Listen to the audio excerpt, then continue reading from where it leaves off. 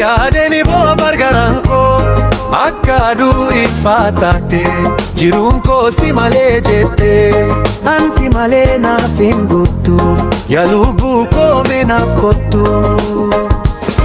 Ani dhuffee si barbaade onnee kee keessa tuura argatee ija keetu jaalala kee bara naaf ibsee. Seguun kan kee ifaaduutu fakkisee onneen koo si qofaa kan hawwitee.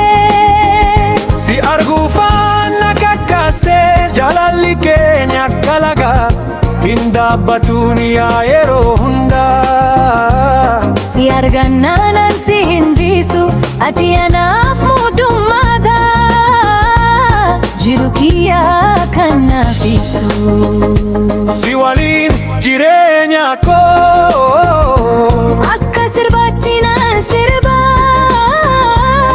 onneen koo si maan waama dhiibii kee isa gamaa nan eeggata barii amma. Dhibinaaf kenniyaa jaalala waliin taanee jiruuf malla jaalala koo ati fagoo ati naaf ani siif qofaa harka wal qabannee addaan baanu tokko taanee yaa guuta koo yaa bareedduu koo jaalalli keenya bara baraan haa dagaagdu.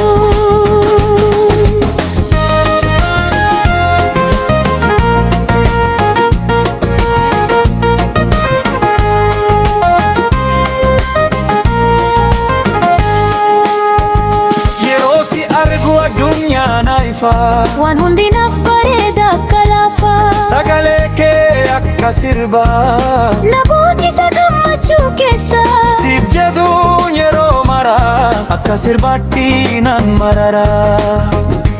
namni nu addaan hin baasu jaalalli keenya halaalisu Waaqni nu walitti fidee galanni isaa idda iddee yoo fagatte sin dagadu onneen koo si eegaa jira akka urjii halkanii si daawwachaa numaan jira.